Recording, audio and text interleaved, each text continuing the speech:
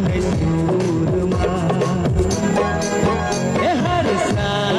आउँछ माघी माघी जान्छ आफ्नै सुरमा खुसियाली छ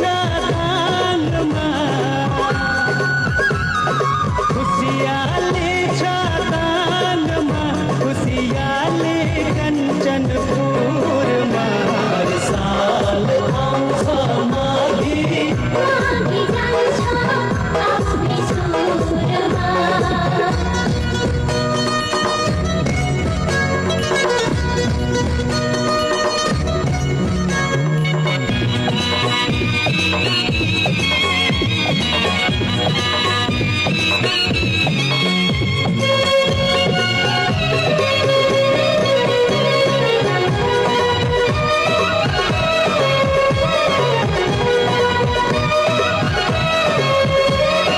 हल्लो फाले थन्काएको फुर्सदिलो बेला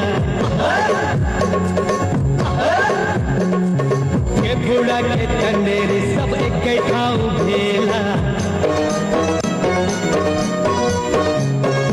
हल्लो फाले थन्काएको फुर्सदिलो बेला के बुढा के तन्नेरी सब एकै ठाउँ भेला वर्ष दिनको पसिनालाई आज सुकाएर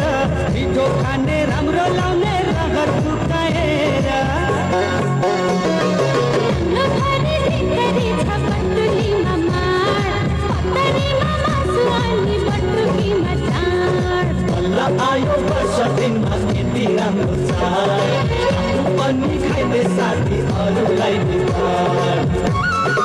आज छैन कहीँ चिसो चुलो धुवा उड्यो धुर धुरमा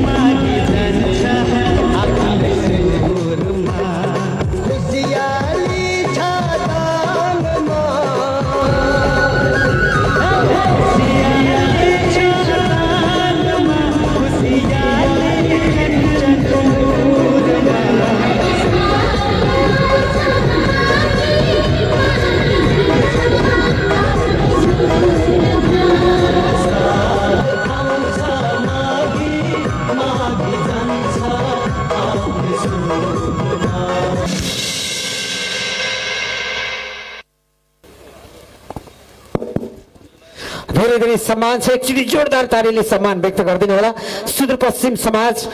यौनिक तथा लैङ्गिक अल्पसंख्यक समुदायबाट प्रतिनिधित्व गर्नुहुन्छ।